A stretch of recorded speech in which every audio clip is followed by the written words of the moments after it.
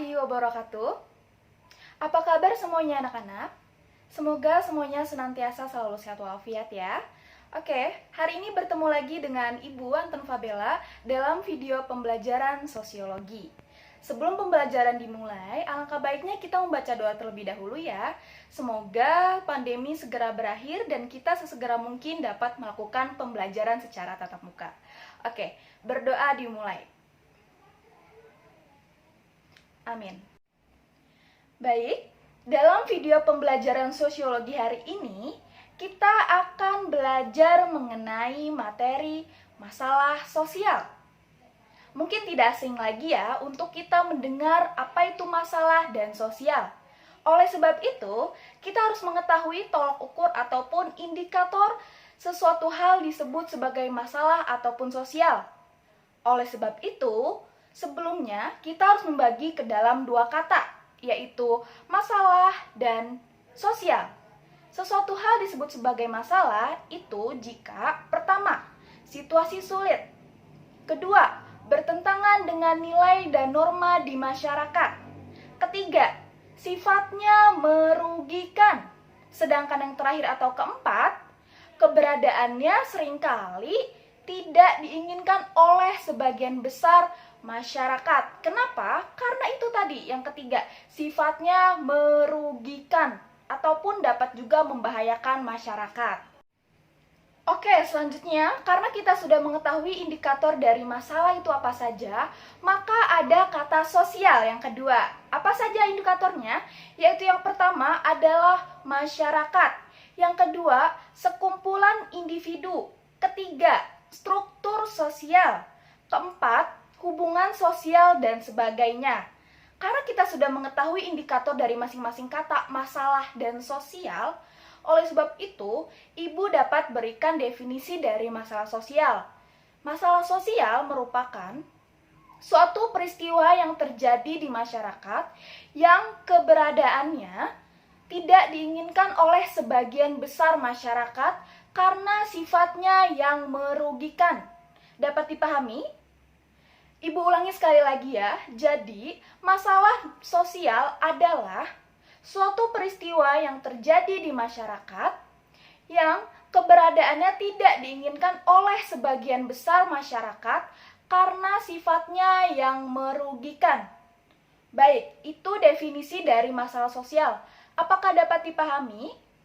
Oke, untuk dapat dipahami, mudah dipahami dari definisi masalah sosial, kita harus mengetahui nih, kata kunci dari definisi masalah sosial, yaitu pertama, keberadaannya tidak diinginkan oleh sebagian masyarakat. Yang kedua, sifatnya merugikan. Kalian harus ingat-ingat kata kunci tersebut ya, supaya dapat memahami apa sih definisi dari masalah sosial. Oke, apakah dapat dipahami definisi dari masalah sosial? Oke, sudah dipahami ya. Baik, selanjutnya ada definisi masalah sosial menurut para ahli. Salah satunya menurut Bapak Surjono Sukanto. Beliau mengatakan bahwa masalah sosial adalah suatu peristiwa yang terjadi di masyarakat karena adanya ketidaksesuaian antara unsur-unsur kebudayaan atau masyarakat yang membahayakan kehidupan kelompok sosial. Oke, Ibu ulangi sekali lagi ya. Definisi dari menurut para ahli, salah satunya adalah Bapak Surjono Sukanto, mengatakan bahwa masalah sosial adalah suatu peristiwa yang terjadi di masyarakat, terjadi karena adanya ketidaksesuaian antara unsur-unsur kebudayaan atau masyarakat yang membahayakan kehidupan kelompok sosial. Sekarang pertanyaannya, kenapa sih Bu kok membahayakan kelompok sosial? Nanti akan kita bahas pada video selanjutnya ya. Karena kita sudah mengetahui nih definisi dari masalah sosial, baik itu definisi dari yang Ibu sudah jelaskan maupun definisi menurut para ahli, salah satunya adalah Bapak Surjono Sukanto, maka kita sudah dapat mengetahui apa saja contoh dari masalah sosial. Oke, Ibu beri satu contoh dari masalah sosial ya, yaitu yang pertama contoh masalah sosial di masyarakat adalah kelangkaan minyak goreng. Ini menjadi masalah dalam kehidupan masyarakat ya. Kenapa? Karena yang pertama, tadi indikator dari masalah itu sendiri. Yang pertama apa? Yaitu merugikan. Jelas merugikan ya. Apabila minyak goreng ini langka, maka harganya pun akan melambung naik. Oleh sebab itu, keberadaannya sulit didapatkan oleh masyarakat. Nah, ada pun indikator yang tadi tuh, situasi sulit. Dan yang terakhir apa? Sifatnya merugikan juga ya. Dan keberadaannya tidak diinginkan oleh sebagian besar masyarakat. Ini jelas sekali ya. Siapa sih yang menginginkan atau mau gitu untuk kelangkaan minyak goreng ini atau terjadinya minyak goreng di masyarakat? Jelas tidak ada satupun masyarakat yang menginginkan adanya kelangkaan minyak goreng ya. Oleh sebab itu, maka kelangkaan minyak goreng ini bisa dapat disebut sebagai masalah sosial karena dapat memenuhi 3 indikator masalah yang tadi ya. Yang pertama, sifatnya merugikan. Kedua, membuat masyarakat menjadi sulit atau adanya situasi sulit. Dan yang terakhir, keberadaannya tidak diinginkan oleh sebagian besar masyarakat ya.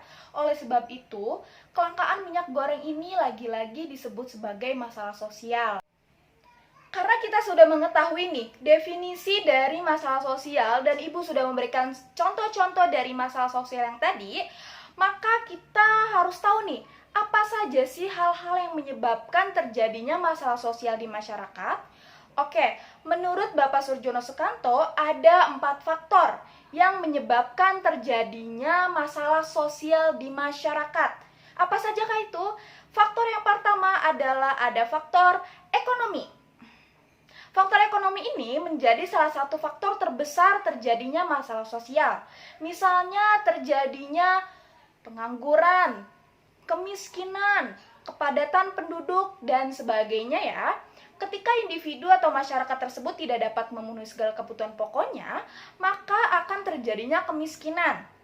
Biasanya kemiskinan itu terjadi karena apa sih? Salah satunya adalah karena masyarakat tersebut tidak bekerja atau menganggur yang menyebabkan mereka mengalami kemiskinan karena tidak dapat memenuhi segala kebutuhan pokoknya. Oke, dalam hal ini siapa sih yang bertanggung jawab untuk mengentaskan masalah kemiskinan salah satunya menjadi masalah sosial? Yaitu salah satunya adalah pemerintah dengan upaya membuka lapangan pekerjaan yang seluas-luasnya bagi masyarakat yang berusia produktif dan mampu bersaing untuk bekerja ya, sehingga masalah sosial tersebut dapat diatasi dengan baik gitu ya. Baik, selanjutnya ada faktor yang kedua, yaitu faktor biologis ya. Faktor biologis ini berkaitan dengan penyakit. Loh, kok penyakit sih Bu? Penyakit dalam hal ini itu yang bersifatnya menular ya. Seperti apa? Ada yang tahu? Seperti contohnya yang sedang kita rasakan ya, adalah ya betul penyakit COVID-19 atau kita berada dalam masa pandemi nih. Pandemi COVID-19 sejak tahun 2020 lalu ya. Itu menjadi salah satu masalah sosial yang terjadi di masyarakat nih. Siapa yang bertanggung jawab? Salah satunya adalah pemerintah melalui program vaksinasi, peraturan, untuk mematuhi segala protokol kesehatan supaya memutus rantai penyebaran COVID-19. Salah satunya adalah pemerintah ya, yang bertanggung jawab untuk mengatasi masalah sosial karena faktor biologis. Oke, seperti itu ya. Selain adanya faktor yang kedua atau faktor biologis, kemudian ada faktor yang ketiga, yaitu faktor psikologis. Ya, faktor psikologis ini berkaitan dengan karena adanya masalah kejiwaan dari manusia atau individu atau masyarakat itu ya. Kenapa? Karena ketika suatu individu atau seorang individu mengalami stres berat atau merasa bahwa beban hidup yang ia pikul sudah sangat berat dan rasanya ingin menyerah, maka ada kemungkinan individu tersebut untuk memilih melakukan bunuh diri atau untuk mengakhiri hidupnya karena merasa bahwa dia sudah sangat berat nih untuk menanggung segala beban hidupnya. Nah, hal tersebut dapat menyebabkan terjadinya masalah sosial karena adanya masalah kejiwaan pada individu tersebut ya. Oleh sebab itu, sekarang sudah banyak ya program-program atau istilah-istilah, salah satunya adalah mental health, yaitu untuk mencegah adanya atau terjadinya masalah sosial di masyarakat. Oleh sebab itu, kita sangat penting nih untuk memperhatikan kesehatan mental kita ya, supaya tidak adanya atau tidak kita punya mental illness, atau untuk mencegah kita tidak memiliki mental illness ya, atau yang bisa disebut sebagai mental untuk bunuh diri tadi. Baik, selanjutnya ada faktor yang keempat, atau ini menjadi faktor yang terakhir ya, yaitu faktor kebudayaan. Oke, jadi faktor kebudayaan ini menjadi faktor terjadi masalah sosial karena adanya atau terjadinya perubahan sosial di masyarakat. Oke, kita tahu ya bahwa sekarang kita sedang berada di era digitalisasi, di mana segala akses internet, informasi bisa dapat mudah kita gunakan atau kita akses ya, yang ternyata itu dapat membawa dampak negatif nih. Kenapa? Apabila seseorang tersebut tidak memiliki filter yang baik. Misalnya kita ingin meniru budaya dari luar nih, karena kita lihat dari internet. Nah, apabila individu tersebut menyerap budaya dari luar itu terlalu banyak, terlalu berlebihan, dan dia tidak memiliki filter yang baik, maka jika diterapkan di Indonesia dan ternyata hal tersebut bertentangan dengan budaya di Indonesia, atau terdapat adanya kesenjangan nih antara nilai dan norma yang berlaku di masyarakat, maka jelas tentu saja ya, hal tersebut dapat menyebabkan terjadinya masalah sosial.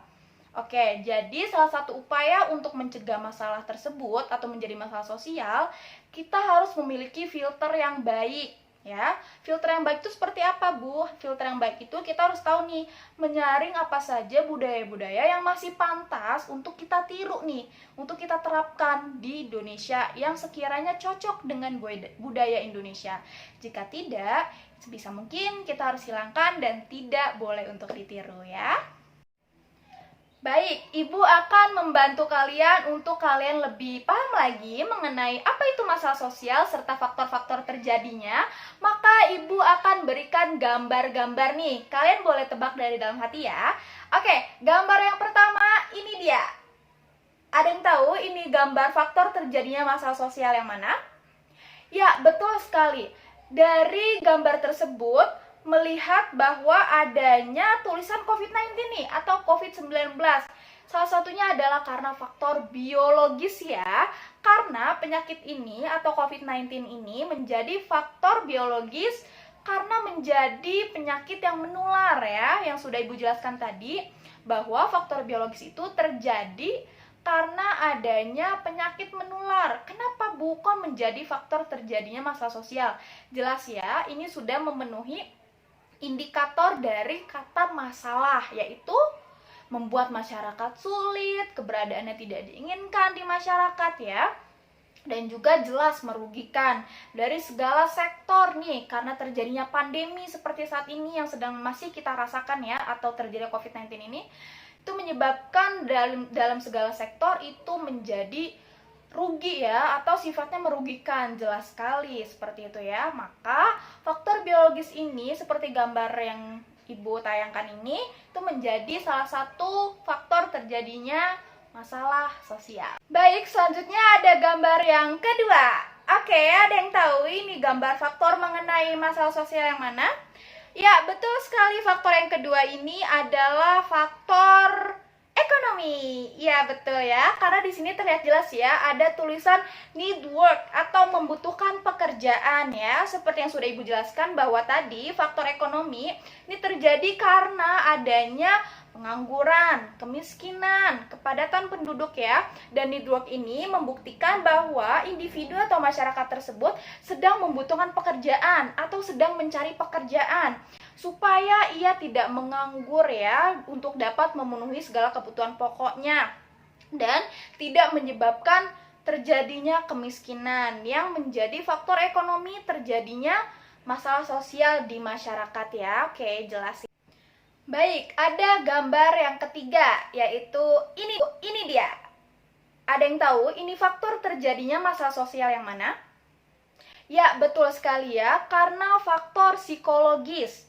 Untuk kalian dapat memahami atau dapat mengingat dengan baik ya, kalian harus tahu nih, kata kunci dari faktor psikologis ini. Kata kuncinya adalah masalah kejiwaan manusia atau individu.